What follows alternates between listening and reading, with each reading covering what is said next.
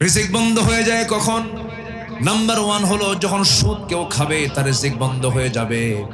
Number 2 হলো অকৃতজ্ঞ যারা, আল্লাহ শুকরিয়া যারা আদায় করবে না তাদের রিজিক বন্ধ হয়ে যাবে। নাম্বার 3 হলো আত্মীয়তার সম্পর্ক যারা ছিন্ন করবে তাদের রিজিক বন্ধ হয়ে যাবে। আপনি যদি হাদিসে যদি জিজ্ঞাসা করেন, কোরআনে যদি জিজ্ঞাসা করেন কোন আমল করলে পরে হায়াত বেড়ে যায়, আচ্ছা বলেন তো আমরা কি হায়াত কমাতে চাই না বাড়াতে চাই? বলেন বলেন বলেন। আমরা দোয়া করি আল্লাহ তোমার হায়াত বাড়ায় দিক, বলি না আমরা? রাসূল এমন দোয়া করতেন।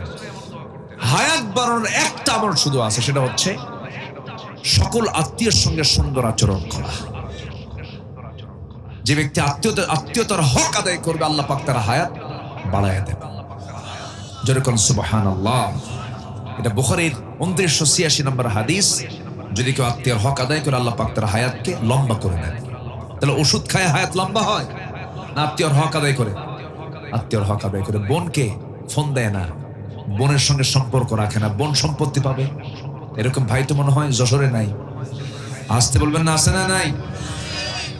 ভয় ফোন দেয় না যে বোন ফোন দেবো, বেশি সম্পর্ক রাখলে তো এখনই জমি বের করে নেবে। ফোন দেয় না। আছে আছে আছে আছে। আমার মায়েরা কেবল লাইনে আসছে, হুজুর কেবল লাইনে আসলেন একটু কম, কিছু ভাই এখানে বসে আছে,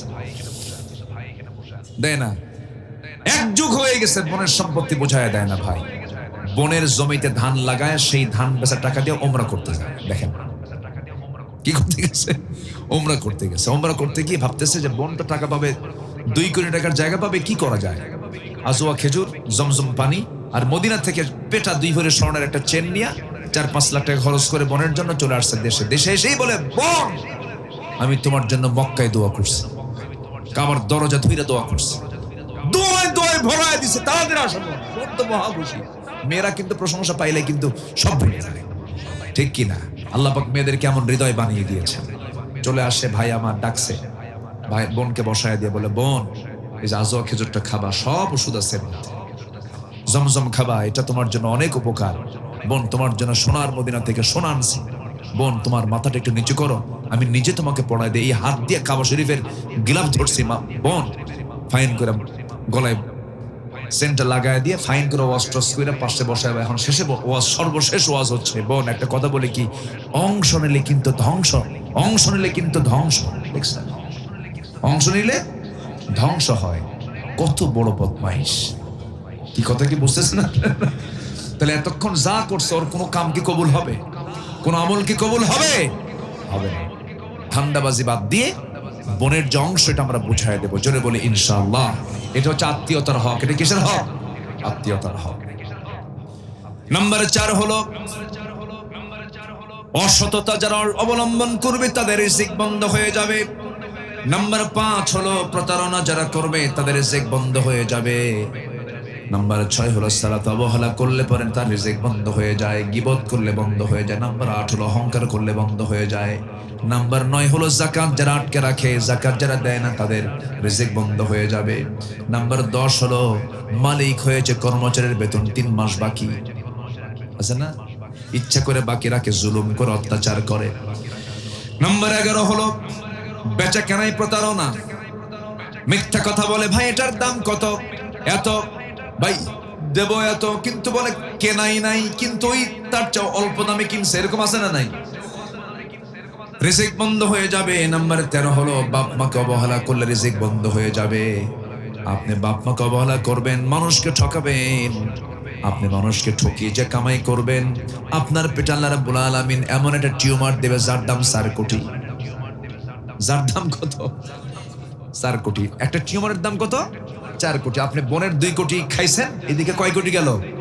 4 কোটি। একদম এক টিউমারে সব চলে যাবে, সাইজ করে দেবে। আইসিইউর বিল দিতে আপনার সব শেষ হয়ে যাবে। এই জন্য এগুলো করা যাবে না।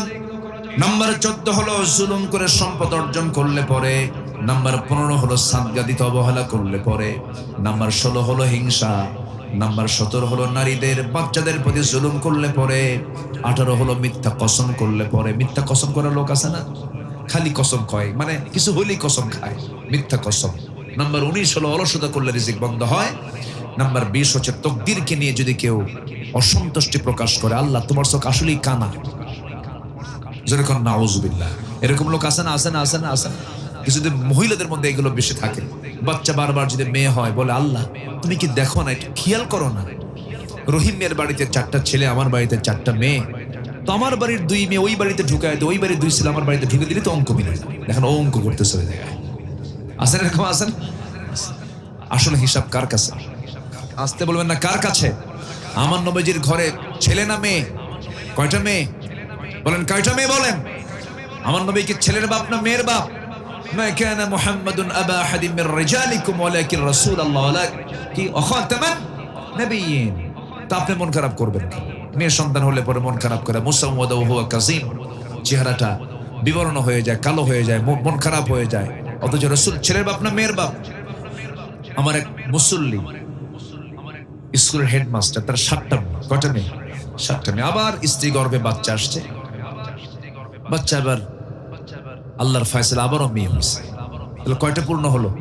8টা পূর্ণ হলো। হুজুর আমাকে বলতেছে, হুজুর 8ম নাম্বার মেয়েটা যখন পৃথিবীতে আসলো, আমার আত্মীয় স্বজন যা ছিল ছোট বড় 14 গোষ্ঠী সব আমার বাড়িতে হাজির হয়ে মানে হরতাল বলতেছে, শোনো যা করছো করছো আর নিও না, নাম রেখে দাও ইতি, সমাপ্তি, আর না চাই না।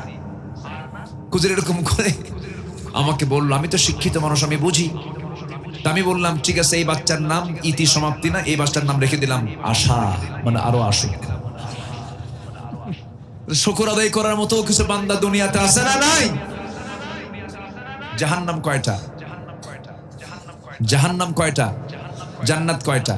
তো হেডমাস্টার কয়, হুজুর আমারও আশা ছিল আরেকটা মেয়ে হলে 8টা জান্নাত হয়ে গেল, 7টা তো জাহান্নামী দেখা দিয়েছিলাম, আরেকটা হয়েছে আমি বেশি খুশি হয়েছি। আল্লাহ শুকরিয়া আদায় করার মতো বান্দা পৃথিবীতে আছে। আল্লাহ সবাইকে বোঝার তৌফিক দান করুন। অনেক কথা বলে ফেলেছি, আমি অনেক কষ্ট করে আপনাদেরকে রেখেছি, অনেক কষ্ট করতেছেন আপনারা, কষ্ট দিয়ে ফেলেছি মনে হয় না? সবাই বসুন, আমরা এখন ধীরে ধীরে দোয়ার দিকে যাব। আমরা চাইবো কার কাছে? আল্লাহর কাছে। ঠান্ডা লেগে গেল, দেখতেছি ঠান্ডা পড়ছে না? একটু ঠান্ডা পড়েছে, চতুর্দিকে একটু ঘেরা দিলে ভালো হতো মনে হয়। হঠাৎ করে ঠান্ডা পড়ে গেল না একটু? হ্যাঁ, সবাই বসেন, একটু নামাজের মতো করে বসা যায় কি? একটু বিনয়ী হয়ে আমরা বসি, একটু আল্লাহর কাছে চাই। আমরা এখন চাইবো আল্লাহর কাছে। এই মাহফিল আমি দাওয়াত নিয়েছিলাম আরো 4-5 বছর আগে, না? আমার ইকবাল ভাই দাওয়াত দিয়েছিলেন। বিভিন্ন কারণে মাহফিল হয়নি। একবার বৃষ্টির কারণে হয়নি, আরেকবার করোনার কারণে মাহফিল বন্ধ ছিল। করোনা তো না, মাহফিল করোনা। ওই সময় তো এটা নিয়ে অনেক নাটক হয়েছে, তাই না? অনেক কিছু হয়েছে। যাই হোক, আল্লাহ পাক আমাকে অবশেষে আমাকে আসার তৌফিক দিয়েছেন, বলি আলহামদুলিল্লাহ। মাহফিল কমিটি খুব পেরেশান ছিলেন। আল্লাহ, আমি নিজেও খুব তৃপ্ত পাচ্ছি যে আমি এত বাধাগ্রস্ত হওয়ার পর আল্লাহ পাক আজকে আমাকে আসার তৌফিক দিয়েছেন। আল্লাহ মাহফিলকে কবুল করুন। জোরে বলি আল্লাহুম্মা আমিন। আমরা দোয়ার দিকে যাব। আমার ভাইকে খুব জোর করে বসায় রেখেছি, উনি অসুস্থ, উনি অ্যাক্সিডেন্ট করেছেন, মোটর বাইক অ্যাক্সিডেন্ট করে ওনার হাঁটুতে জয়েনে প্রচন্ড একটা আঘাত তিনি পেয়েছেন। সবাই দোয়া করেন আল্লাহ যেন আমার ভাইজানকে সিহহাতে কুল্লিয়া দান করেন, শাফায়ে কামেলা আজলা দান করেন। আল্লাহ আমাদের প্রত্যেক পরিবারগুলোকে দ্বীনি পরিবেশে আল্লাহ রাব্বুল আলামিন কবুল করে নেন, নামাজি পরিবেশে আল্লাহ রাব্বুল আলামিন কবুল করে নেন। আমরা দোয়ার দিকে যাচ্ছি, আমরা আল্লাহর কাছে চাইবো। আমরা চাইবো কার কাছে? আল্লাহর কাছে। কোনো কিছু